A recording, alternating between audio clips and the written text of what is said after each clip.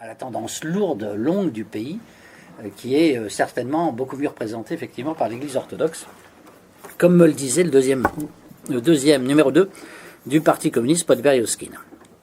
Alors, maintenant, si je décline rapidement quelques grands aspects de la société russe, alors la politique, pour commencer par la politique, bon, ce qui me frappe, moi, dans la Russie actuelle, c'est la réhabilitation de la fonction de souveraineté, de la fonction militaire par rapport à la fonction économique. À l'époque de Yeltsin, c'est les oligarques, c'est-à-dire les milliardaires plus ou moins véreux, qui dirigeaient la politique, en fait.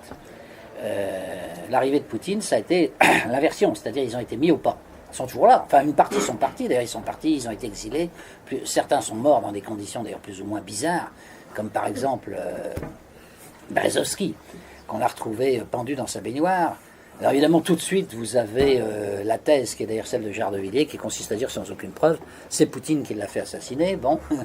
Et puis vous avez d'autres thèses aussi, personne n'en sait rien, à vrai dire, hein. Mais on peut aussi se poser des questions. C'est que c'est vrai que Berezovsky avait envoyé à Poutine une lettre demandant le pardon, disant qu'il voulait rentrer en Russie. Entre-temps, il avait perdu tous ses procès contre ses concurrents, hein, donc il avait été ruiné. Et il habitait Londres, il voulait rentrer en Russie, et il a dit, voilà, je souffre du mal du pays, je veux rentrer dans mon pays, et si vous me pardonnez, je rentrerai, etc., et je ne ferai plus jamais de politique.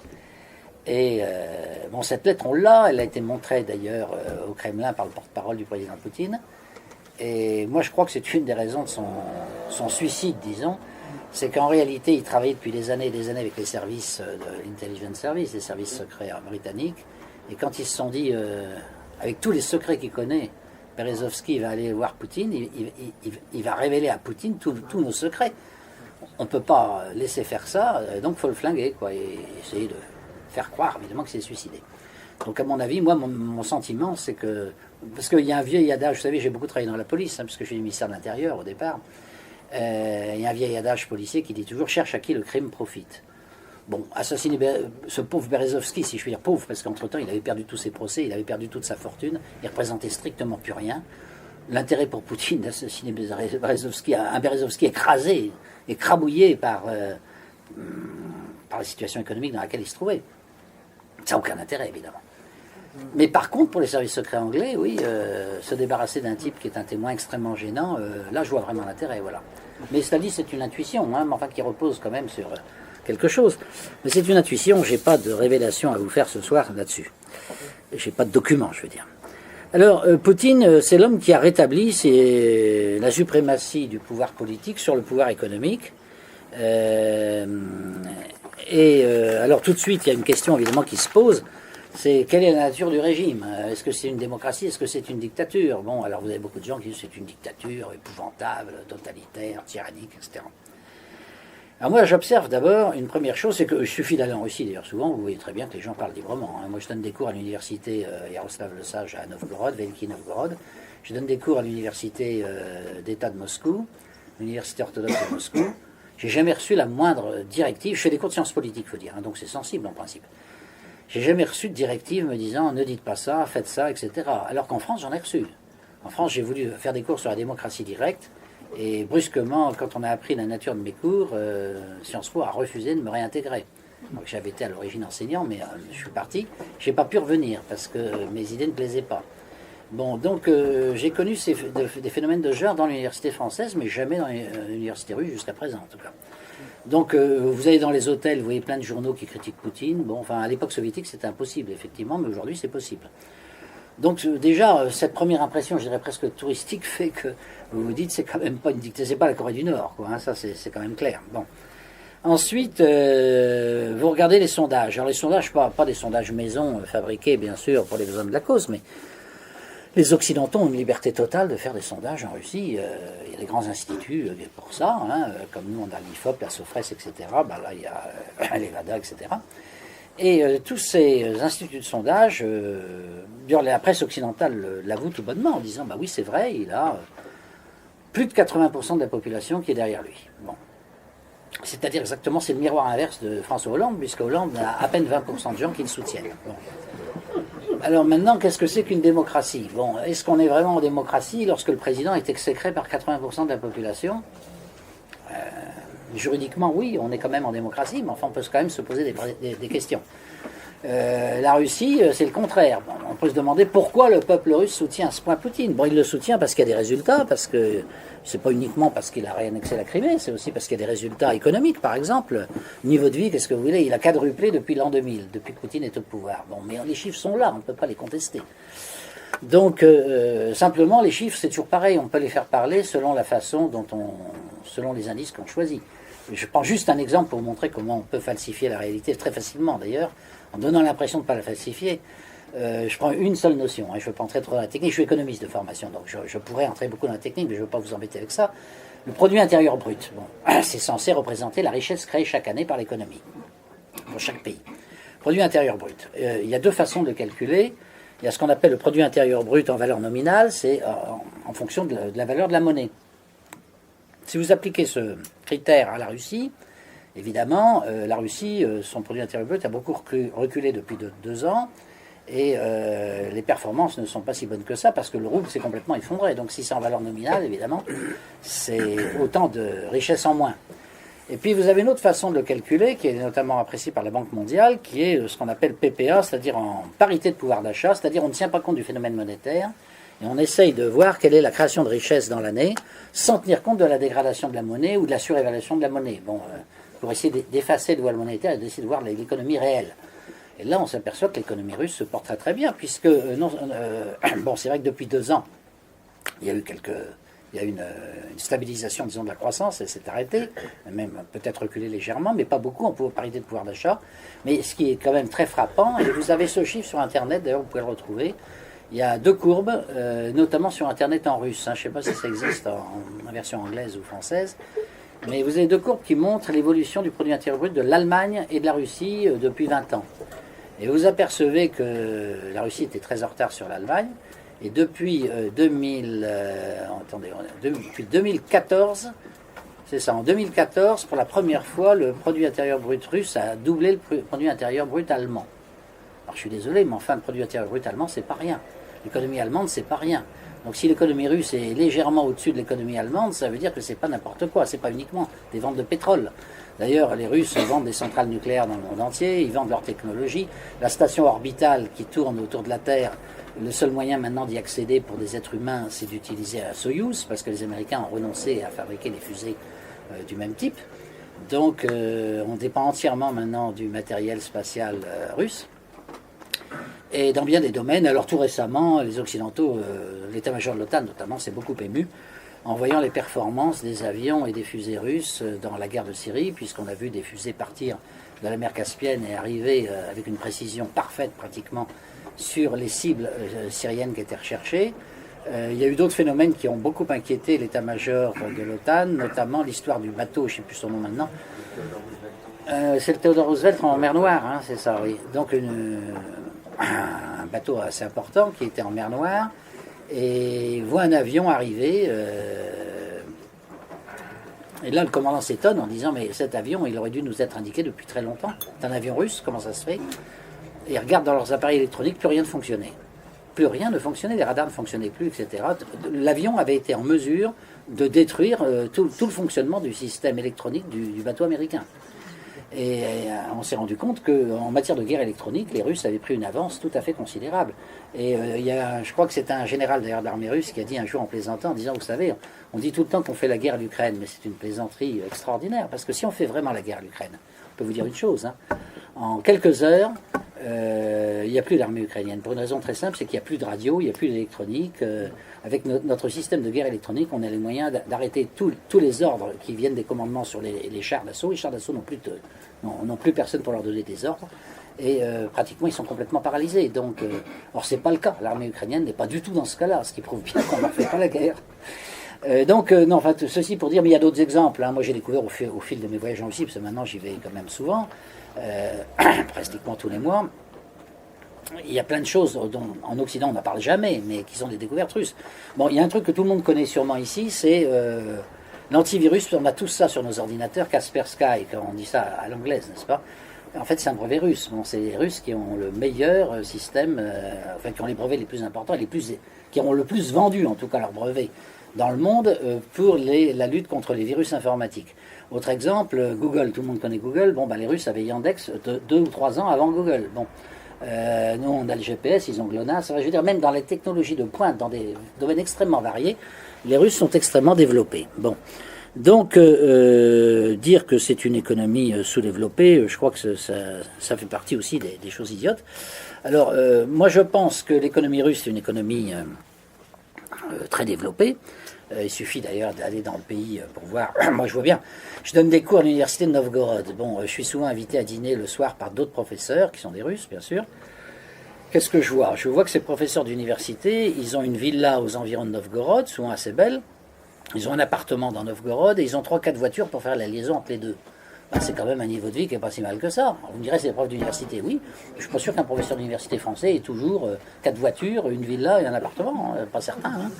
Bon, donc, au passage, d'ailleurs, je vous signale que le niveau de vie de la Russie, d'après l'ONU, hein, tout simplement, les chiffres des organismes de statistiques de l'ONU, le niveau de vie même par tête d'habitant, il est plus faible que celui de la France, c'est vrai, mais il représente à peu près 3-4 fois le niveau de vie par tête d'habitant des Ukrainiens. On voit tout ce que les Ukrainiens ont perdu à se mettre à dos la Russie sur le Conseil de l'Occident. Alors je reviens à la démocratie, parce que ça c'est quand même important.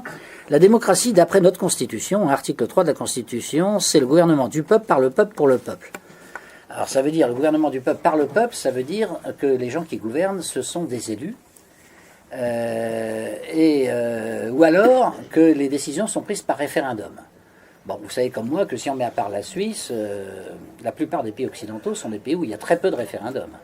Très très peu, notamment en France. C'est possible d'en faire, mais les présidents de la République ont tellement peur du peuple qu'ils se gardent bien d'en faire. D'ailleurs, quand ils en font, il faut dire que ça ne leur réussit pas. Hein. Puisque Chirac, il a obtenu le non quand même quand il a voulu faire son référendum sur le traité européen.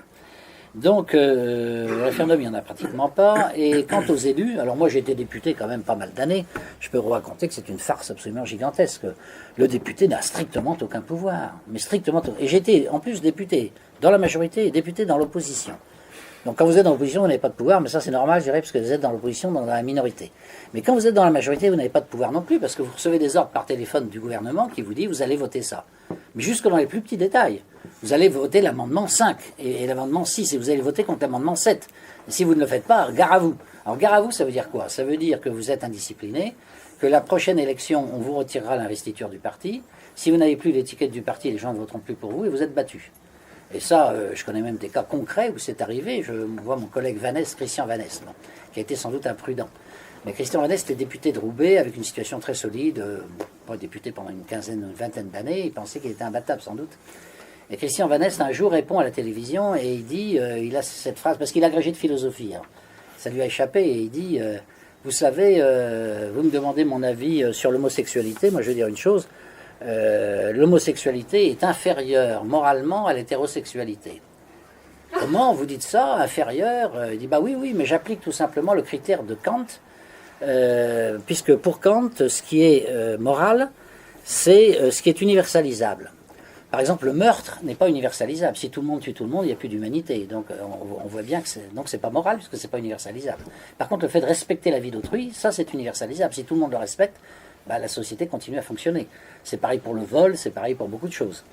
Il dit l'homosexualité, si elle est universalisable, c'est-à-dire si tout le monde devient homosexuel, il n'y a plus d'enfants, et à ce moment-là, l'humanité disparaît. Donc en appliquant simplement le critère de la moralité de Kant, eh bien l'homosexualité n'est pas morale, au sens kantien du terme. Qu'est-ce qu'il n'avait pas dit là? Plein d'associations, évidemment, se portent partie civile contre Christian Vanès. Mais il se dit, c'est pas grave, c'est une bataille entre moi et des associations. Bon, de toute façon, au nom de la liberté de parole, je serai sûrement lavé. Eh ben non. Il est condamné en première instance. Et pourquoi il est condamné? C'est parce qu'au tribunal, il y a le procureur qui se lève et qui fait un énorme réquisitoire contre lui, disant qu'il est un type épouvantable, qui veut discriminer une partie de la population française, que c'est une honte, etc. Et Vanès était sidéré, il s'est dit, mais qu'est-ce qu'il fait le procureur? Le procureur, il défend l'État, en fait. Pourquoi il m'attaque? C'est une histoire privée, presque entre des associations privées et moi. Le procureur se mêle de ça. Alors, il téléphone au ministre de la Justice, qui était de son parti, parce qu'il était UMP, donc, enfin, ou RPR à l'époque, je ne sais plus comment ça s'appelait. Et le ministre, qui s'appelait Clément, lui dit, écoute, je suis désolé, oui, je sais, j'ai été obligé de donner un ordre au procureur de t'abattre le plus possible. Je dis, mais pourquoi t'as fait ça? Ah, parce que j'ai reçu un ordre de l'Élysée. T'as reçu un ordre de l'Élysée? Mais enfin, c'est pas possible, je suis un soutien du président de la République, je comprends pas. Il dit, non, mais sa fille Laurence, a estimé que Elle fait partie du lobby LGBT, comme on dit, du lobby homosexuel. Et elle m'a téléphoné en disant que son père était foudrage et qu'il fallait absolument donner une leçon à ce petit fasciste de Van Est. Et donc j'étais obligé de donner des ordres au procureur. Alors, Van Est, évidemment, est quand même assez écœuré de voir ce qui s'est passé. Moi, il a fini par gagner en appel au nom de la liberté d'expression et finalement, il n'a pas été condamné. Donc vous me direz, finalement, ça se termine bien. Ben non, ça se termine bien judiciairement, c'est vrai. Il n'est pas condamné. Mais dans le parti, il y a un lobby important d'homosexuels qui disent on ne peut pas redonner l'investiture à Van Est, qui est un type impossible, vous avez vu ce qu'il a dit, etc. Et le parti lui a refusé l'investiture. Ce qui fait que c'est son suppléant qui a eu l'investiture du parti, qui a été élu, qui s'appelle Gérard Darmanin. Lui, il a été candidat libre, sans parti politique, si vous voulez. Il a fait 15% des voix, ce qui est déjà bien pour une personne isolée. Mais il n'y avait plus le parti. Donc il a été battu et maintenant il n'est plus député. Donc c'est pour vous dire que le député, il ne fait pas ce qu'il veut et qu'il doit obéir au gouvernement. Alors, la définition de la démocratie en France, c'est le gouvernement par le peuple pour le peuple. Alors par le peuple, d'abord il n'y a pas de référendum, ou presque jamais, et ensuite les députés, ils sont aux ordres du gouvernement en réalité. Ils ne votent pas la loi dans leur âme et conscience, pas du tout, ils obéissent aux ordres que leur donne le gouvernement. Vous me direz, le gouvernement, après tout, ce sont des hommes politiques qui ont été élus par le peuple, donc c'est toujours démocratique.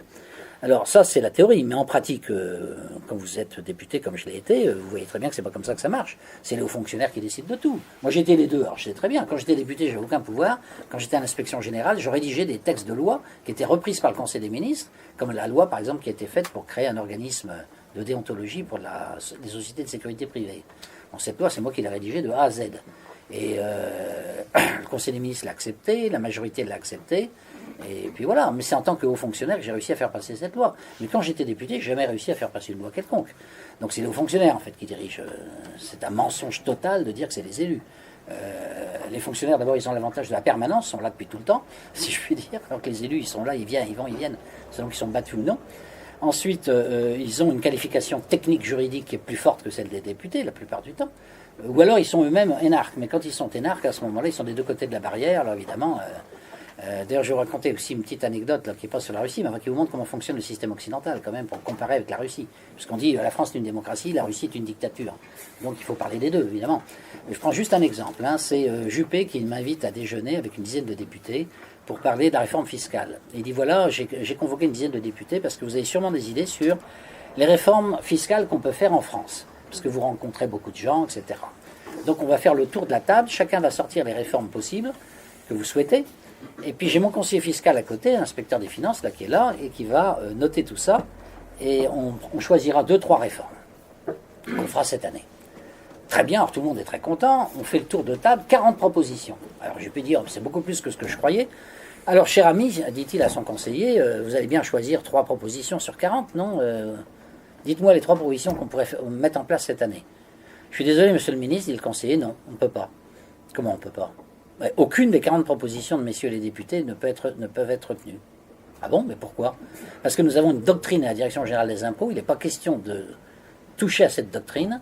Or, les propositions qui sont faites vont toutes contre un ou plusieurs principes de notre doctrine. Donc, il n'est pas question d'adopter aucune de ces réformes. Alors, Juppé est un peu sidéré. Il dit, bon, c'est votre première réaction de technicien, je la respecte, etc. Mais dans 8 jours, on va rediscuter de tout ça, et vous me trouverez sûrement 3 réformes à faire. Et l'autre lui répond, mais sur ce ton-là, certainement pas, monsieur le ministre. Alors, on reste tous un peu sidérés. Juppé se lève pour s'en aller, je me précipite vers lui, je lui dis, dis donc Alain, tu vas quand même pas suivre ton conseiller, il est d'une arrogance inimaginable. Ah non, hein, toi, s'il y a vraiment quelqu'un qui n'a pas le droit de me dire ça, c'est bien toi. Je dis, moi, mais pourquoi? Je te rappelle que je suis le ministre, toi, tu es le député. Je dis, oui, d'accord, tu es le ministre, moi, je suis le député. On est chacun dans son métier, c'est pas le problème. Il dit, non, mais ce que je veux dire, c'est que toi, tu as fait l'ENA. Donc, tu sais très bien comment ça marche. Donc, tu n'as pas le droit de me faire ce genre de réflexion. Parce que les autres, tous nos collègues, là, qui n'ont jamais fait l'ENA, c'est des crétins, ils comprennent rien, ils sont nuls, ils connaissent pas l'administration. Alors, évidemment, ils peuvent se permettre de dire n'importe quoi. Mais toi, tu n'as pas le droit de dire n'importe quoi. Parce que toi, tu as fait l'ENA, tu sais comment ça marche, et tu sais très bien que si je n'obéis pas aux directives de la Direction générale des impôts, je ne pilote plus aucune manette dans ce ministère. Alors c'est là où j'ai commencé vraiment à comprendre comment fonctionnait le système. Et là, je vous ai parlé de la haute administration, j'aurais pu parler aussi du rôle de la presse, du rôle des syndicats, et des ministères entièrement dirigés par les syndicats. Et à ce moment-là, les représentants du peuple, je peux vous dire qu'ils comptent pour vraiment rien du tout. Alors, la démocratie en France, alors c'est ce que je dis d'ailleurs aux Russes quand je fais des cours, évidemment, ça leur plaît beaucoup, hein, ça c'est sûr. Les étudiants sont très intéressés. Mais c'est du vécu, hein, c'est des choses vraies. Je suis désolé, c'est pas dans les livres, c'est pas dans les journaux, mais c'est vrai. Et alors, en Russie, qu'est-ce que je constate? Alors, il n'y a pas beaucoup de référendums, c'est vrai. C'est prévu dans la Constitution, on peut en faire, de temps en temps il y en a, mais il n'y en a pas beaucoup. La Constitution d'ailleurs a été approuvée par référendum, enfin la nôtre aussi. Là, il n'y a pas de différence. Mais d'un autre côté, ce qui est frappant, c'est que l'élite dirigeante autour de Poutine applique ce que le peuple souhaite. Ils font vraiment ce que le peuple souhaite. Alors évidemment, d'où la popularité de Poutine, évidemment, parce que les mesures qui sont proposées par le gouvernement correspondent vraiment à ce que souhaite la population. Et ils sont en permanence branchés sur la population pour savoir ce que pense la population, etc. Et ils ont même créé un organisme dont on n'a jamais entendu parler en Occident, qui sert à faire remonter les informations, parce que Poutine n'a pas confiance dans l'administration. Enfin, il pense qu'il faut une administration, bien sûr, mais il pense qu'il ne peut pas simplement gouverner avec les rapports faits par l'administration. Il faut qu'il ait d'autres sources d'informations. Et donc, il a fait créer un organisme dont il est le président qui s'appelle l'ONF, mais c'est pas c'est pas l'Office national des forêts. L'ONF, c'est Obchesrovsky Narodny Front. Oui, le Front National, alors déjà c'est suspect, le Front National pan-russe. Le Front National pan-russe. Alors c'est un organisme, alors il y a des sections partout dans toutes les villes, etc. C'est un deuxième parti politique qui est chargé de contrôler le parti politique du président, en fait, qui est chargé de contrôler les gouverneurs qui sont élus. Alors, je dis, entre parenthèses, ce pays qui n'est pas démocratique, n'est-ce pas, on élit les gouverneurs. Hein. Bon, chez nous, les préfets, ils ne sont pas prêts d'être élus, ils sont nommés par le gouvernement. Donc, la France est démocratique, la Russie ne l'est pas. Pas au niveau du choix des préfets, en tout cas. Hein, ça, puisque chez eux, ils sont élus. Mais comme le Kremlin se méfie beaucoup de ses propres représentants, d'ailleurs, notamment pour des raisons de corruption, etc., et ils ont décidé de mettre en place ce système, donc qui est une espèce d'administration parallèle, enfin, mais composée de citoyens de la société civile, comme on dit en France. Donc c'est cet organisme, l'ONF, qui fait remonter toute une série d'informations, qui dénonce en quelque sorte les responsables administratifs ou politiques locaux au Kremlin et qui vérifie si les directives du président Poutine sont bien appliquées au niveau local. Donc c'est un espèce de contre-pouvoir à l'intérieur du pouvoir, si vous voulez. Alors vous allez me dire, c'est peut-être très machiavélique d'avoir fait ça, mais c'est parce que, à tort ou à raison, le président Poutine pense qu'on ne peut pas faire confiance à un monopole administratif unique et qu'il faut donc par conséquent qu'il y ait des pouvoirs qui s'équilibrent entre eux et qui se contrôlent mutuellement de telle façon que lui puisse avoir de meilleures informations sur ce que souhaite vraiment la population. Alors moi, le résultat de tout ça, enfin pour ce que j'en sais actuellement, en tout cas, c'est mon sentiment, c'est que sur le plan formel, c'est-à-dire juridique, la Russie et la France se ressemblent énormément, d'autant plus que la constitution russe a été bâtie, vous savez peut-être, à partir du modèle français, en bonne partie. Les juristes qui ont rédigé la constitution à l'époque. Donc il n'y a pas beaucoup de différence. Simplement, je vous dis, les préfets sont élus alors que chez nous ils sont nommés. Donc c'est plutôt les maires sont élus directement alors que chez nous ils ne sont pas élus directement. Ils sont élus par le conseil municipal. Donc vous avez des éléments qui sont presque plus démocratiques en Russie que chez nous. Sur le plan formel, disons qu'au total il n'y a pas beaucoup de différence. Formel, j'entends par là juridique. Hein. Mais sur le plan sociologique, sur le plan de la politique qui est vraiment menée, la politique qui est menée par la présidence russe, elle est vraiment calquée sur ce que souhaite vraiment la population, avec ce système évidemment d'aller-retour d'informations qu'on n'a pas du tout ici, nous, dans notre pays, où nous on ne fait qu'écouter l'administration et les syndicats. Bon. Je crois que la Russie en fait est plus démocratique que la France. Alors, ça fait très scandaleux peut-être de dire ça. D'ailleurs, je le dis dans mon livre, je dis bon, c'est un livre qui va peut-être faire scandale sur ce point, parce qu'effectivement, mais c'est la conclusion à laquelle je suis arrivé. Donc voilà, c'est pas une dictature, c'est une démocratie, un peu différente de la nôtre, mais qui m'a l'air de fonctionner plutôt mieux. L'économie, j'en ai dit quelques mots, on pourrait évidemment en dire beaucoup plus. L'armée, l'armée est redevenue une des principales armées du monde, c'est la première du monde par la force nucléaire, par le budget c'est la troisième, derrière la Chine et derrière les États-Unis. Mais ce qui est intéressant quand on étudie l'armée, alors ça j'en parle beaucoup dans mon livre, là je serai plus bref à cause de l'heure, mais il y a les moyens matériels, il y a les moyens technologiques qui sont très développés bien sûr, mais il y a le fait qu'on a redonné à l'armée son rôle qui a toujours été un rôle qu'elle a eu dans toute l'histoire je crois de la Russie, qui est un rôle moral et éducatif. C'est-à-dire qu'on pense que l'officier est un modèle sur le plan moral. Vous savez, il y a 3 jours, il y avait la fête, ce qu'on appelle la fête des hommes en plaisantant en Russie, parce qu'il y a la fête des femmes comme chez nous, mais il y a aussi la fête des hommes. La fête des hommes, c'est la fête du défenseur de la patrie. Parce que l'homme est considéré d'abord comme celui qui défend la patrie en cas de guerre. Et alors on vend dans les boulangeries, etc., on vend des petits canons, des petits chars d'assaut, etc. Et il est de bon ton pour les femmes, paraît-il, d'offrir à leur mari un cadeau. Tiens, je t'offre un char d'assaut en chocolat. Et quand il y a la fête des femmes, les hommes offrent aux femmes des fleurs. Ça, c'est plus classique. Hein, et vous savez à quel point les fleurs sont appréciées en Russie.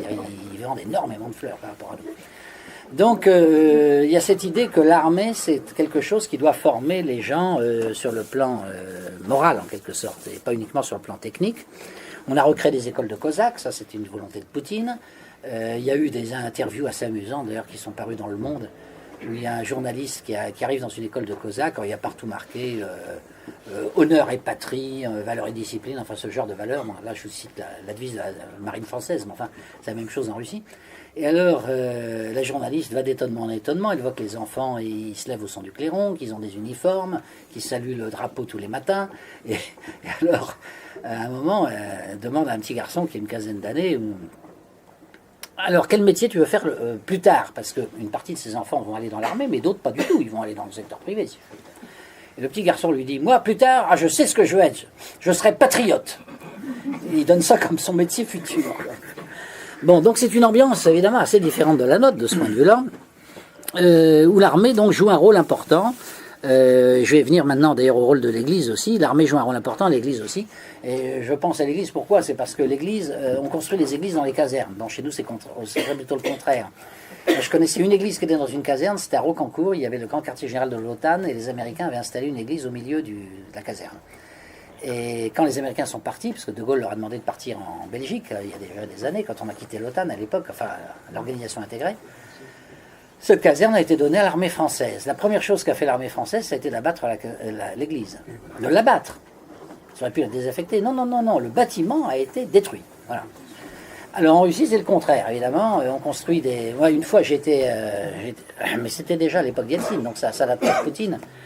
Je vais au ministère de l'Intérieur, je rencontre le ministre de l'Intérieur, que je connais bien, que je continue à voir maintenant, d'ailleurs qui n'est plus ministre de l'Intérieur maintenant, qui est un vieux général qui s'appelle Kulikov. Et il me dit, je ne peux pas vous recevoir parce qu'il y a une cérémonie très importante. Et d'ailleurs, je vous invite à la cérémonie. Allez au rez-de-chaussée, il y a une voiture qui vous attend, qui vous emmènera là où il y a la cérémonie. Alors, je dis, bon, on va y aller. Hein. Et à l'époque, je ne parlais pas un mot de russe, donc je me retrouve vraiment complètement isolé avec un chauffeur qui parlait que le russe. Bon. Et je me retrouve dans une voiture, la voiture démarre en trombe, et on roule pendant 1 heure. Je me dis, mais où est-ce qu'on va, où est-ce qu'on va, où est-ce qu'on va? Je commençais à me dire, c'est quand même bizarre cette affaire-là. Et au bout d'1 heure, la voiture fait un grand virage à droite, je me souviens, on rentre dans une caserne immense, et je vois des tanks alignés à l'horizon, et puis des troupes qui sont au garde à vous. Je vois mon interprète, je lui dis, je suis content de vous revoir Vladimir, parce que je suis isolé, là, comme je ne parle pas la langue du pays. Et est-ce que vous pouvez me dire qu'est-ce qu'on vient faire ici? Il me dit, oui, on vient inaugurer une église. Et moi, comme je vois que des tanks autour de moi et des troupes au garde à vous, j'éclate de rire. Il me dit, mais si ça vous fait tellement rire, retournez à Paris.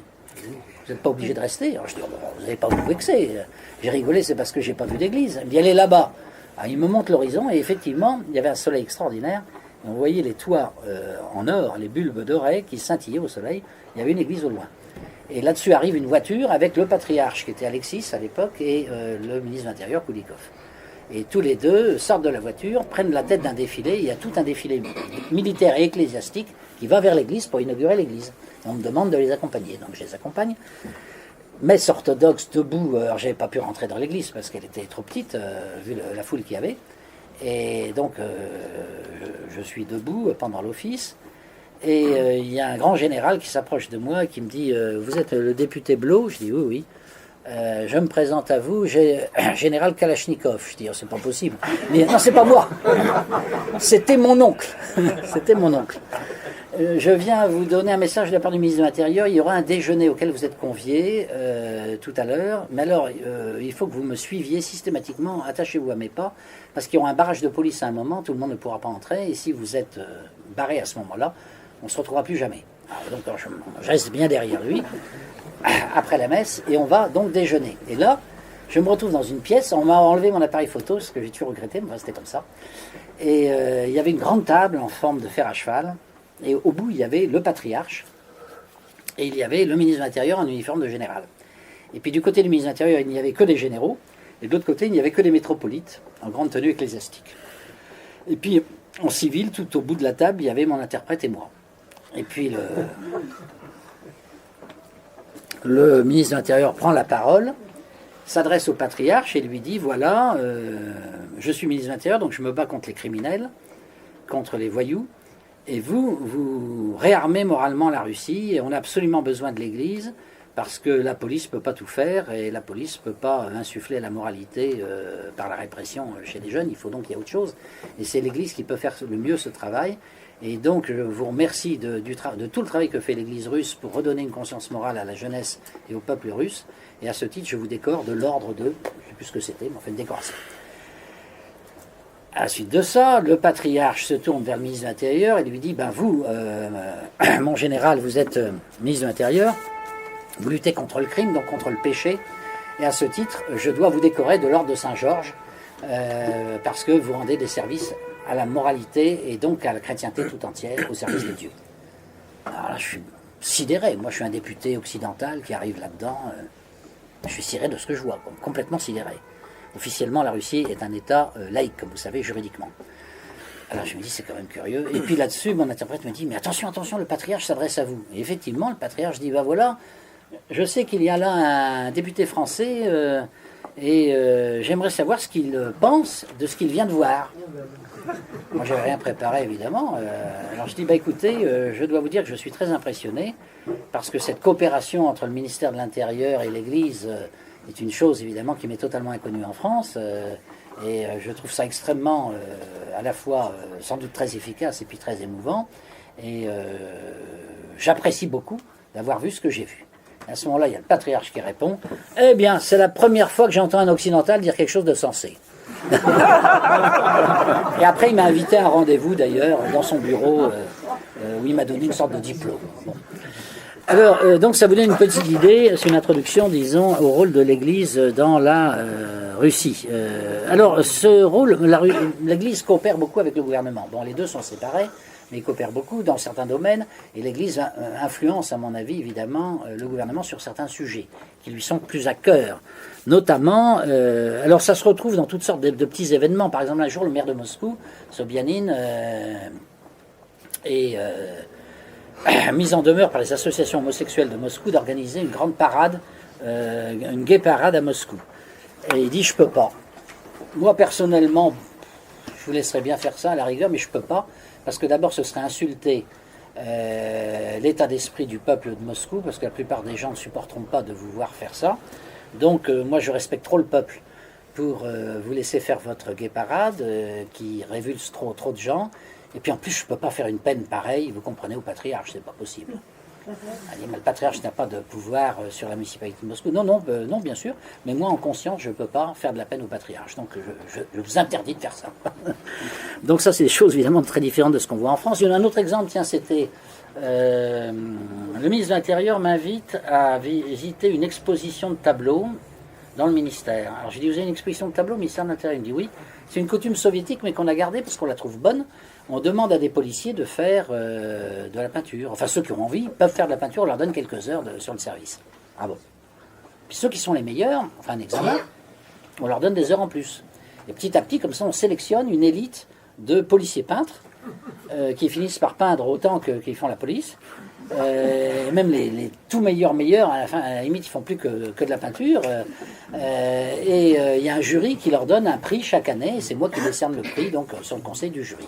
Et je vais d'ailleurs vous montrer, cher ami, le prix qui a été décerné cette année. Alors on va dans une grande salle, où il y avait plein de tableaux, et il y a un tableau avec une couronne de laurier. Il me dit, voilà le prix qui a été donné à un policier cette année. Et qu'est-ce que je vois comme tableau? Je vois un portrait du tsar Nicolas II, de la tsarine, sur fond de cathédrale de Moscou. Je lui dis, ça c'est extraordinaire. Il me dit, mais pourquoi c'est extraordinaire? Je lui dis, parce que je suis en train d'imaginer en France, à l'époque le ministre de l'Intérieur était Chevènement. Je vois monsieur Chevènement en train de donner un prix à un policier qui aurait fait un portrait de Louis XVI et de Marie-Antoinette. Alors vous le savez, c'est pas près d'arriver chez nous. Hein. Pas près d'arriver.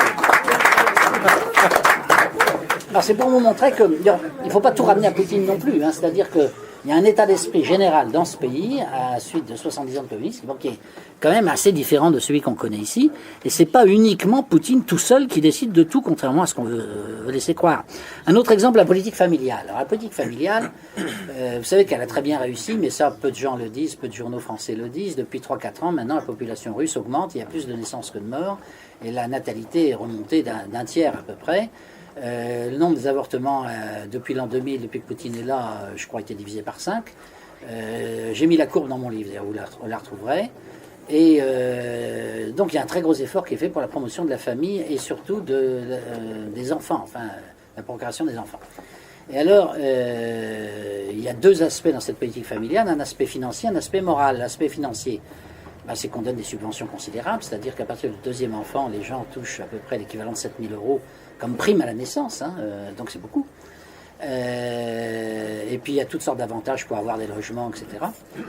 Et puis, en dehors des aspects financiers, il y a des aspects moraux, c'est-à-dire que vous avez une propagande que vous voyez dans le métro, les affiches, etc., qui font l'éloge de la femme qui a 3 enfants, 4 enfants, etc.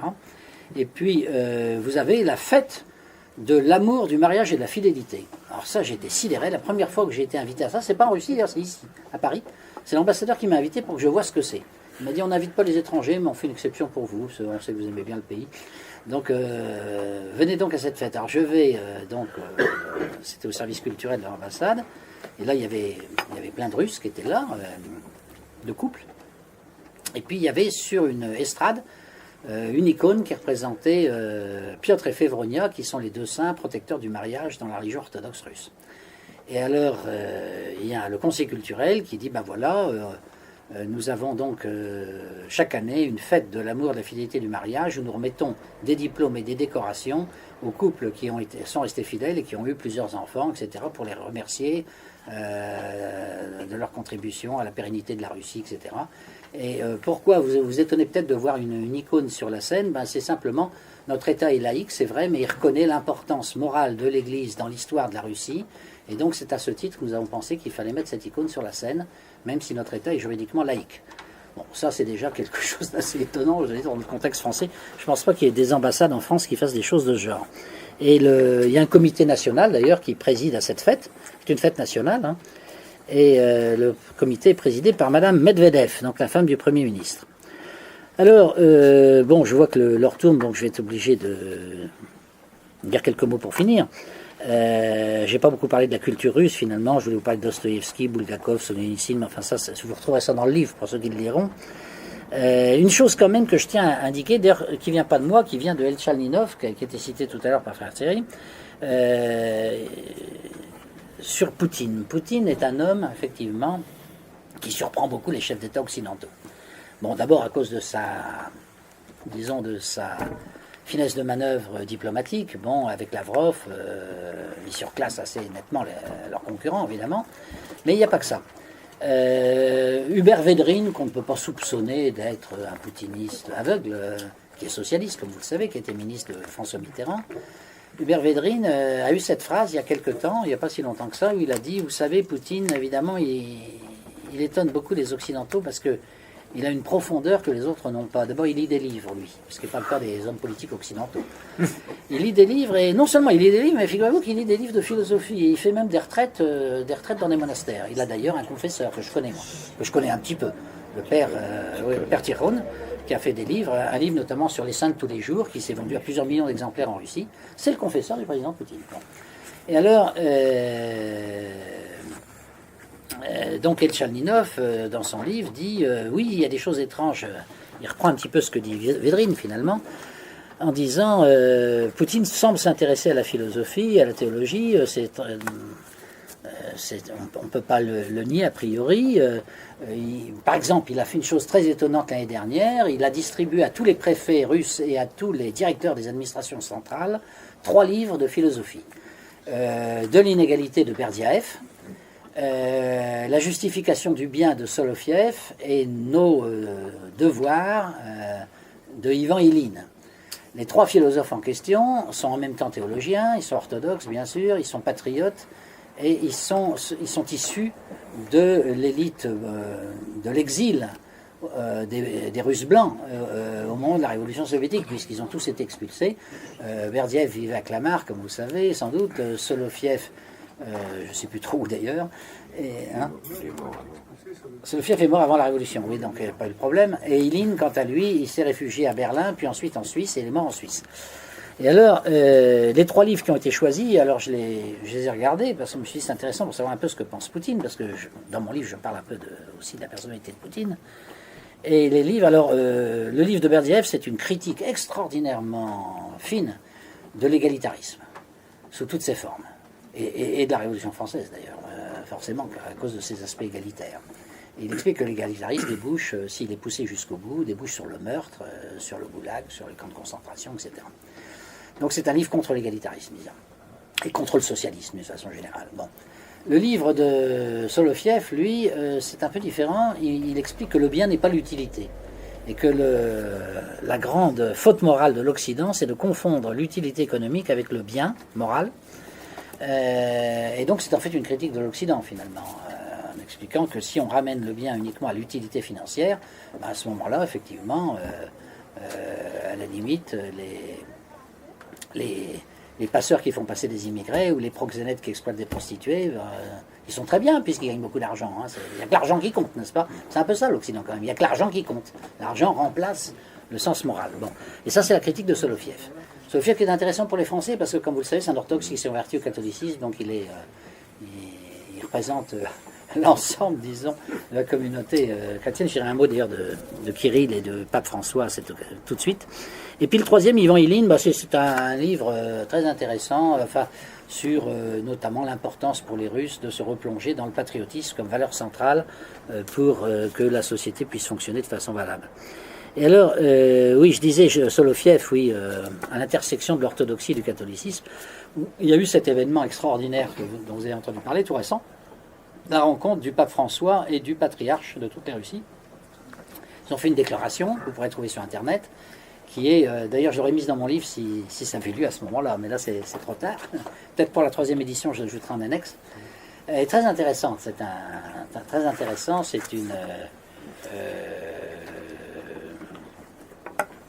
critique effectivement de la société séculière que l'on connaît, et l'idée que les orthodoxes et les catholiques doivent se réconcilier pour combattre l'ennemi commun, qui est l'ennemi séculier, une espèce d'axe Rome-Moscou, si je puis dire, qu'on opposerait, si vous voulez, à l'axe maçonnique occidental, qui est inspiré d'une façon tout à fait différente, évidemment.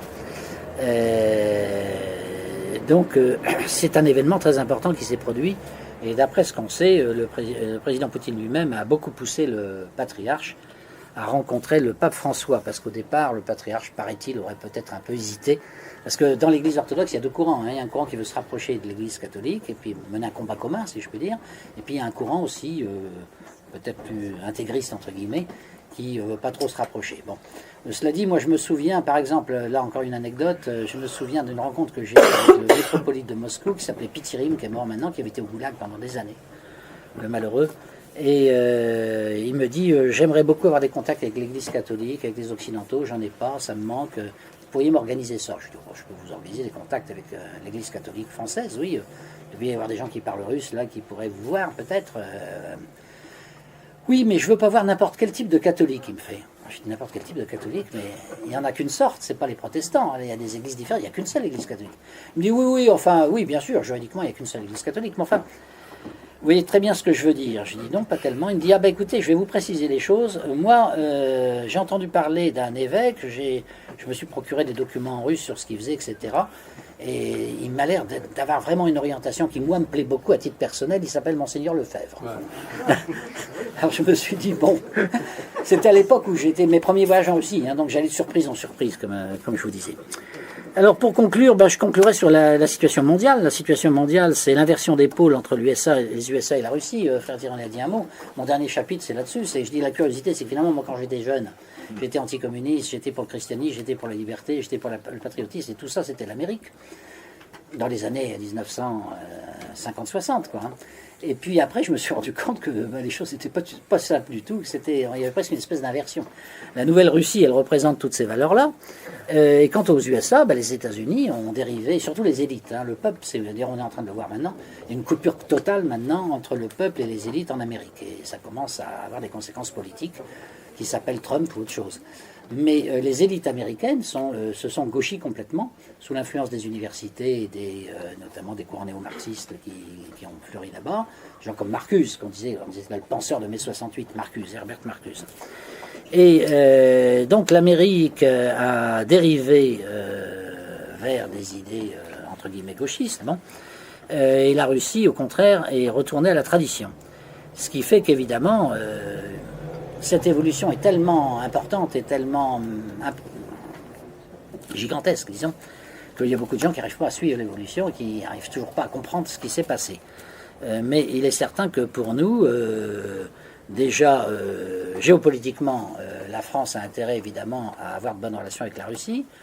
Et je donnerai finalement la parole pour finir à Brzezinski, le géopoliticien américain qui inspire tous les présidents américains depuis des années, qui explique que l'Amérique c'est la plus belle civilisation qu'il y a jamais eu sur Terre, que l'Amérique c'est l'Empire romain au fond, c'est-à-dire que d'abord elle domine le monde entier, comme l'Empire romain, et donc elle établit la paix partout, ce qui se discute, mais enfin bon. Et ensuite, enfin la vocation en tout cas ça. Et puis ensuite l'Amérique civilise les peuples qu'elle conquiert. Ce qui pour un Français est toujours un peu difficile à avaler. Et Brzezinski dit le grand malheur que nous avons, nous sommes l'Empire romain, ça c'est notre force, mais en même temps, l'Empire romain il était situé sur l'Europe, sur l'Asie, sur l'Afrique, c'est-à-dire au centre même de l'humanité, tandis que nous on est sur un continent éloigné, marginal, qui s'appelle l'Amérique, et qui est complètement isolé par les océans. Et le continent majeur de l'humanité, c'est l'Eurasie, indiscutablement. L'Eurasie où il y a la Chine, où il y a l'Inde, il y a la Russie, il y a l'Europe. Bon.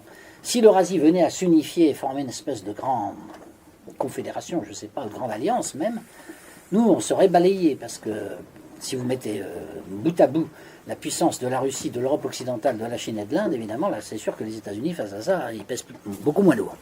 Donc, il faut empêcher ça à tout prix, dit Brzezinski. Il dit, pour empêcher ça, alors il faut d'abord coloniser l'Europe occidentale, alors ça, on y est arrivé, donc on les tient sous notre botte pratiquement, mais il le dit aussi crûment, c'est pour ça que je vous conseille de lire son livre à l'occasion qui s'appelle Le Grand Échiquier, où il explique tout ça très clairement. Il dit, bon, la Chine, on la surveille, il faut la surveiller, mais elle n'a pas d'ambition au-delà de sa région, donc c'est pas trop gênant pour nous. L'ennemi le plus gênant, c'est la Russie, parce que la Russie, d'abord, elle fait la liaison entre l'Est et l'Ouest, entre la Chine et l'Europe, ensuite, c'est quand même un empire, c'est immense, elle a une vocation impériale, que nous ne pouvons pas supporter, nous, en tant qu'Américains, et cette vocation impériale, il n'y a qu'un seul moyen de la briser, c'est de créer un conflit majeur entre l'Ukraine et la Russie. Et il explique ça bien avant ce qui s'est passé récemment. Hein. Il dit, mais ça suffira pas, enfin, il faut d'abord commencer par ça. Puis une fois qu'on aura bien organisé le conflit entre l'Ukraine et la Russie, il faudra sans doute créer des révolutions intérieures de couleur, comme on dit, orange, pour découper la Russie en rondelles. Il faudrait 3 États, ça serait très gérable pour les Américains. On aurait une Russie d'Europe, une Sibérie, et puis peut-être un Extrême-Orient, voilà. Donc tout ça, on ne peut pas dire que ce soit des propos quand même très amicaux. Imaginez qu'un géopoliticien russe proche du Kremlin, c'est conseiller des présidents, il était conseiller officiel du président Carter, et il est depuis conseiller officieux. Donc imaginez qu'un conseiller très proche du président Poutine fasse un livre disant il faut découper les États-Unis en tranches, il y a une partie qui est mexicaine et espagnole, il faut rendre au Mexique le Texas et la Californie, par exemple, il faut à la tête des Américains si on faisait ça, et puis il faut réorganiser la guerre entre les sudistes et les nordistes aussi, comme ça on aurait 3 États-Unis, une partie espagnole, une partie sudiste, une partie nordiste. Bon. Enfin, si un russe se mettait à écrire ça, un russe qui serait un conseiller du président russe, ça ferait scandale évidemment. Bon, vous constaterez que ça n'existe pas. Bon. Tandis que là, on voit quelle est l'attitude de nos amis, entre guillemets, américains.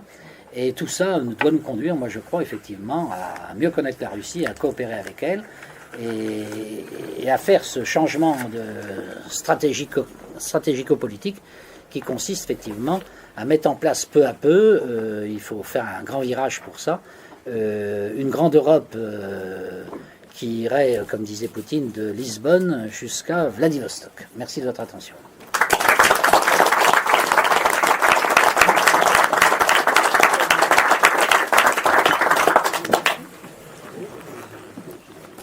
encore merci de votre brillant exposé. Est-ce qu'il y aurait quelques questions avant la dédicace des livres? Oui.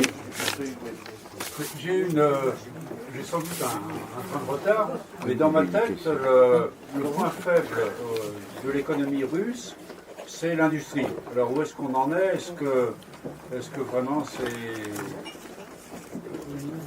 est-ce que Poutine est apte à développer l'industrie russe? Bon, vous doutez bien que lorsque je vous dis que le produit national brut de la Russie a rattrapé celui de l'Allemagne, c'est pas uniquement grâce aux services et grâce à l'agriculture. Il y a forcément une composante industrielle très importante là-dedans. L'industrie russe, elle est très inégale selon les secteurs. Il y a des secteurs où la Russie, et encore, mais même, je vois par exemple un secteur traditionnellement faible dans mon esprit, ça reste l'industrie automobile. Et depuis quelque temps, eh bien, l'industrie automobile russe se met à exporter massivement. Mais pas du tout chez nous, hein, ça c'est sûr. Ils font des voitures qui ont des prix très bas. Et grâce à ça, ils arrivent à exporter aux Indes, en Chine. Bon. Donc voilà un secteur qui était considéré comme complètement sinistré après l'Union soviétique, qui n'est pas le plus performant de la Russie, ça c'est loin de là, mais qui arrive à exporter et qui finalement est en train de se transformer rapidement. Dans d'autres domaines, évidemment, la tradition d'excellence russe est très forte. Bon, c'est le cas de toutes les industries d'armement, d'une façon générale. C'est le cas de l'électronique, j'en ai parlé tout à l'heure, à propos de l'armée, mais c'est l'électronique en général. C'est vrai, les centrales nucléaires quand même, toute l'industrie nucléaire. Alors, vous savez qu'il y a un très bon indice pour mesurer la puissance industrielle d'un pays, c'est la consommation d'électricité. Là, c'est pas influencé par la monnaie, rien du tout. C'est vraiment consommation d'électricité. Ça correspond vraiment d'abord, évidemment, à ce que consomme la population, c'est vrai, mais aussi à l'industrie, parce que l'industrie consomme beaucoup d'électricité. Et la Russie est, si ma mémoire est bonne, je crois, troisième, je crois. Troisième parce qu'il y a quand même avant la Chine, avec 1,2 milliard d'habitants, donc évidemment ça pèse beaucoup. Et il y a l'Amérique. Donc elle est troisième. On peut considérer que la puissance industrielle de la Russie correspond à cet indice de la production d'électricité. Voilà. Mais il faudrait voir branche par branche, bien sûr. Il y a des branches très faibles et puis il y en a d'autres qui sont au contraire tout à fait excellentes. En tout cas, c'est tout sauf un pays sous-développé. C'est complètement idiot de dire ça. Mais c'est souvent dit. Oui. Oui. C'est bon, la réponse. Sur le plan géopolitique, je voulais savoir, est-ce que vous avez des contacts directs occasionnels avec Poutine? Ah, écoutez, je suis membre du club de Valdai, qui est un club où Poutine vient chaque année. On a une session d'1 semaine chaque année, avec des experts du monde entier. Et il assiste à une journée de nos travaux. C'est-à-dire que pendant une journée, on est avec lui. Hein. D'accord. Il assiste à tous les travaux, etc. Alors, mais cela dit, je ne l'ai jamais vu en tête à tête. Okay. Par contre, je connais bien quelqu'un qui l'a vu en tête à tête, et je voulais même commencer par ça au début, puis j'ai oublié. C'est celui qui a fait ma préface, c'est Philippe de Villiers. Il a fait ma préface et j'ai dîné avec lui, il m'a dit, tu sais, j'ai eu une drôle d'impression en rencontrant Poutine. Il me dit, j'ai quand même passé 3 heures avec lui à Sotchi. Et au début, j'avais vraiment l'impression d'avoir en face de moi le président de la Russie. Je dis, bon, oui, ça paraît normal. Il me dit, oui, ça c'est normal. Mais 3 heures après, je me suis dit, mais je suis en face de quelqu'un tout à fait différent. Et là, ça m'a vraiment beaucoup impressionné. Alors, je lui ai dit, mais quoi alors? Ça veut dire quoi ça? Il dit, ben, j'ai eu l'impression d'avoir en face de moi le plus grand défenseur de tout l'Occident chrétien, de tout le monde chrétien, de la chrétienté. Et ça avait l'air d'avoir beaucoup marqué Villiers, ça. Hein. Alors, je ne sais pas ce qu'ils se sont dit dans le détail. Est-ce que vous, je termine, est-ce que vous savez, par rapport à Poutine, est-ce qu'il est conscient au niveau géopolitique mondial de l'importance de la monnaie tenue par les grands banquiers qui vont tout faire pour essayer de casser les reins aussi de la Russie, surtout s'il veut devenir libre, indépendant, parce qu'il est sous le contrôle, je crois, des Rothschild, sa banque centrale, et il rencontre Kissinger régulièrement. Louis Kissinger, oui. Alors, je me pose des questions. D'abord, Kissinger n'est pas le pire ennemi de la Russie, par rapport à d'autres, hein, tout est relatif. Ensuite, en ce qui concerne la monnaie, alors je sais que les Russes sont en train de préparer toute une série de mesures, notamment en liaison avec les Chinois, pour faire du commerce, par exemple, commerce russo-chinois sans passer par le dollar. Donc à ce moment-là, tout se fait en monnaie locale, si je puis dire, donc en rouble ou en monnaie chinoise. Ils sont en train de mettre sur pied, je crois que c'est presque fait maintenant, une carte de crédit russe, pour ne plus dépendre de l'American Express, de Visa, etc. Donc ils sont en train, mais c'est à cause des sanctions, c'est-à-dire que les sanctions ont fait beaucoup de bien, ont fait prendre conscience, parce que les sanctions sont très douloureuses pour les Russes, essentiellement dans le domaine financier.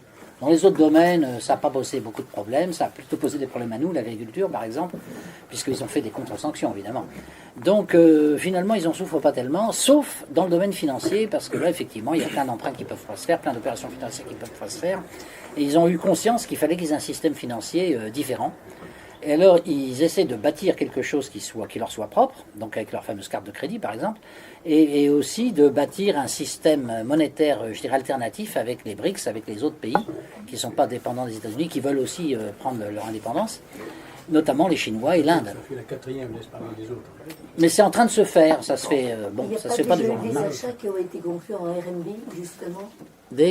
Des achats qui ont déjà été conclus en Si, RMB. si, si, ben, je crois que pour le Oui, gaz c'est et le déjà pétrole, été ça fait, se fait oui. déjà, ça se fait déjà. Madame, oui, et Oui, ensuite. merci pour toutes ces anecdotes parce que nous en souvenons toujours. Je voulais juste dire que le Philippe de Villiers qui a rencontré après la troisième heure un Poutine qui il a dû penser qu'il était très proche de sa Vendée, quand vous avez raconté une autre anecdote à son sujet, ça m'a fait penser à la phrase du curé d'Ars qui disait « Dans chaque village, ôtez un curé, vous devrez remettre 10 gendarmes ». Oui, bah oui. Donc oui. c'est voilà. Et puis l'autre chose, c'est que lorsque Benoît XVI avait rencontré justement, et je crois que c'était à Moscou, donc le patriarche, il avait envie d'avoir aussi déjà un rapport assez direct pour un rapprochement entre la catholicité et l'orthodoxie. Et le patriarche lui aurait dit, oh vous savez maintenant vous êtes avec Vatican II fortement protestantisé, il y a un fossé. Et le pape Oui. aurait dit, mais nous avons encore la tradition. Ah, alors là, c'est tout à fait autre chose. Et ça, je peux vous la garantir. Je ne sais pas si c'est vrai, en tout cas, Mais si, si, si. en tout cas ça correspond bien à l'état d'esprit, je crois, tel qu'il arrive d'avoir. C'est ce que je vous ai dit avec Monseigneur Pitirim, que j'avais vu à Moscou, qui m'avait dit, moi j'aime bien Monseigneur Lefebvre. Madame, oui. J'ai entendu dire qu'il y avait une grande pression de Non, alors c'est pas la peine de lever la main. Hein, Vous s'intéressez beaucoup à l'Égypte. Qu'en ce moment, ils ont un très très grand chantier en Égypte pour le canal de Suez. Ah oui, c'est Vous n'avez pas entendu parler? Non, je sais pas. Ils veulent absolument. Mais c'est possible parce qu'ils ont de très bonnes relations avec Il semble l'Égypte. que les Russes arrivent en quantité en Égypte. Mais non, c'est un dossier que je ne connais pas, ça. Et qu'il a, ils ont besoin de pousser Le très canal de Suez est important. trop étroit. Alors il a grandi ça pour Ils faire se passer prennent d'autres le canal de Suez. Ouais, c'est intéressant, mais je ne savais pas, monsieur. Oui. Oui, il y a un petit mois, vous avez fait une émission à notre radio en présence de l'abbé Tanoir qui vous avait invité, Oui. et vous parliez de ces problèmes, et vous avez reçu un fax dans lequel on vous demandait que devient l'alliance ou l'organisation, je ne sais pas comment l'appeler, France-Europe-Russie. Et vous avez répondu, ce fax c'était moi qui l'avais envoyé, Ouais. et vous avez répondu que vous n'en saviez rien. C'est dommage parce que vous êtes le meilleur placé pour en savoir quelque chose. Et c'était un organisme qui promettait, parce que France, Europe, Russie, c'est tout un programme qui veut dire ce qu'il veut dire. Et c'est dommage que du jour au lendemain, brutalement, on n'en ait plus jamais entendu parler. Tout simplement parce qu'un des responsables a quitté l'association, il vit maintenant à Moscou. Et un a quitté l'association et il vit à Moscou, et les deux autres sont inactifs. Tout Et on peut simplement. reprendre la chose. Ça, c'est des choses possibles. Oui, Les enfin, associations, c'est très fragile. Hein. Ça C'est dépend très de 2-3 fragile. personnes, souvent. Pourquoi ne pas leur À vous, Peut-être, monsieur. oui, oui, il faut y réfléchir, mais on ne peut pas faire ça ce soir. S'il vous plaît. Jusqu'à quand Poutine est-il président? Qu'est-ce qui se passera après? Ah bah oui, bah écoutez, là il est président encore pendant 2 ans. J'ai l'impression qu'il sera de nouveau candidat. Il peut encore parce que Oui, ah oui, il a le droit à 2 mandats successifs. il a fait. Non, il a fait 2 mandats. Ensuite, c'est Medvedev qui l'a remplacé. Donc on repart à zéro, le compteur repart à zéro. Là, il refait un premier mandat. Là, actuellement, il est sur le premier mandat, le nouveau premier mandat. Donc il a encore le droit de faire un autre mandat. Et les mandats étaient allongés entre-temps jusqu'à 6 ans. Donc il a 6 plus 2, ça fait 8 ans. Enfin bon. Alors, je voulais vous poser une Mais il y question. a un autre président On a dit que le salut du monde viendrait de la Russie, de l'Ukraine. S'il vous plaît. Est-ce que vous avez des informations là-dessus? Est-ce que Poutine aurait des liens avec ça?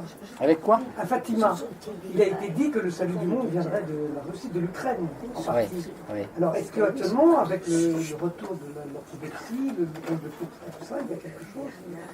Bon, l'Ukraine, il y a de quoi faire toute une soirée sur l'Ukraine, parce qu'il y a beaucoup de choses à dire, évidemment. La situation est en train de se dégrader très très rapidement en Ukraine. Je ne suis pas sûr que le gouvernement reste longtemps là, le président non plus. Les Occidentaux en ont assez parce que ça leur coûte vraiment très cher.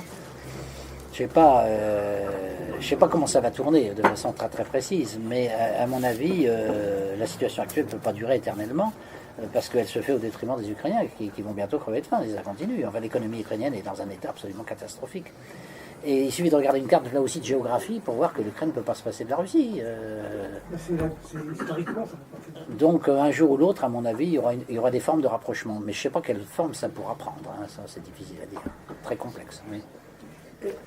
On vient d'apprendre que l'Ukraine avait vendu 1,6 million hectares de tchernosium à Monsanto. Ah oui, exactement. Alors, quelles sont les conséquences à la fois pour la Russie, pour l'Europe, également avec le TAFTA, avec tout ça, puisqu'ils veulent le faire rentrer l'Ukraine dedans? Oui, il y a sûrement des opérations qui sont faites ponctuellement, comme celle-là, même qui peuvent être très importantes, mais l'Ukraine est absolument hors d'état d'entrer en Europe, et aucun gouvernement européen actuellement ne souhaite voir entrer l'Ukraine. Parce que c'est une ruine financière, tout simplement. Enfin, c'est quand même 42 millions d'habitants qui sont en faillite complète. Personne n'a envie de faire... Quand vous voyez les problèmes qu'a l'Europe actuellement, notamment avec la Grèce, mais la Grèce, attendez, l'Ukraine, c'est une Grèce multipliée par 8. Donc, c'est pas possible. C'est pas possible. Donc, je crois que les Occidentaux se fatiguent. C'est les Américains qui les poussent toujours, bien sûr. Mais les Européens sont très, très fatigués de toutes ces affaires-là. Et moi, je pense que... Le président Poroshenko continue à dire évidemment qu'il veut entrer dans l'Europe occidentale le plus vite possible, etc. Mais enfin, ce sont des rêves. Plus le temps passe et moins c'est possible. Parce que les conditions économiques et financières ne sont pas du tout présentes. C'est absolument impossible. C'est vraiment absolument impossible pour le coup, là, maintenant. Donc c'est une voie qui est fermée. Donc il faudra bien qu'ils trouvent autre chose. Moi, je pense qu'un jour ou l'autre, ils sont obligés de se réconcilier avec la Russie. Mais ça ne se fera peut-être pas avec le gouvernement actuel. Puis le gouvernement actuel, il sera peut-être renversé. On ne sait pas, il peut y avoir encore un coup d'État. Parce que les milices d'extrême droite ukrainiennes aimeraient bien prendre le pouvoir aussi. Parce qu'on les a utilisés, on les a instrumentalisés. Mais déjà, ils ont fait des manifestations énormes devant le Parlement ukrainien. Vous avez peut-être vu le film qui est passé, assez extraordinaire sur Canal+, qui montre l'action des milices d'extrême droite à Kiev. Mais c'est pareil, ces milices, elles ne sont pas enracinées dans le peuple ukrainien, elles sont enracinées dans l'Ouest, oui, dans la Galicie. Mais ailleurs... moi, je crois que la politique ukrainienne actuelle, telle qu'elle était menée depuis 2-3 ans, ne débouche vraiment sur rien. C'est un échec complet. Mais alors, ce 1,6 million hectares de terre, c'est quand même une implantation déguisée mais réelle des USA en Europe. Et pour faire un barrage, il y avait déjà de Greenbelt. Maintenant, c'est encore pire. Mais il y a plein d'autres choses, si vous voulez, il y a plein d'autres choses. Parce que si vous commencez à faire le bilan de l'implantation de l'économie américaine en Europe, là aussi, il y a une soirée entière, on pourrait faire une soirée entière là-dessus. Ouais. Par là, non, il n'y a pas... Je crois que faut pas que j'oublie mon côté gauche. La critique de Poutine récemment de Lénine, officiellement, il a pris position aussi, c'est important. Oui, alors c'est un sujet délicat, bien sûr, Lénine, parce que si vous allez encore en Russie, vous verrez des statues de Lénine partout, bon, ça c'est sûr.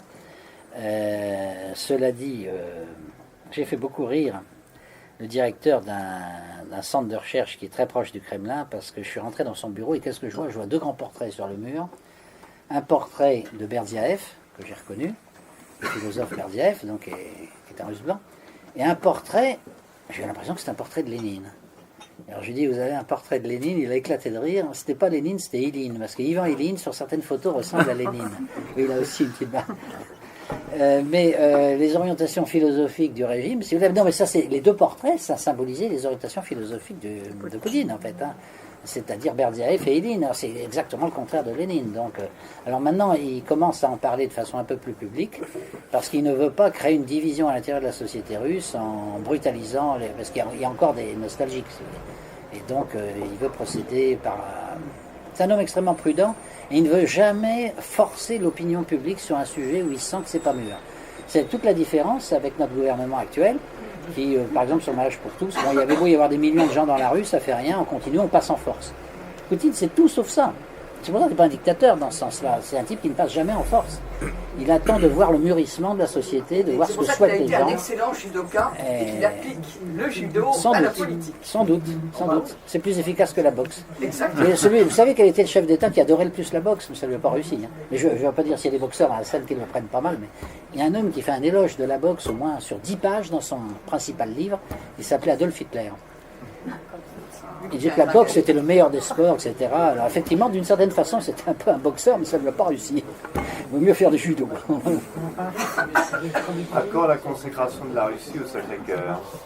Ah ça, alors là, vous me posez des questions qui me dépassent. Là. Mais si un jour vous avez un représentant du patriarche à cette table, peut-être grâce à Frère Thierry, vous pourrez lui poser la question, il sera mieux placé que moi. Mais là, je ne peux pas vous répondre. Hein, ça. Oui. Petite question.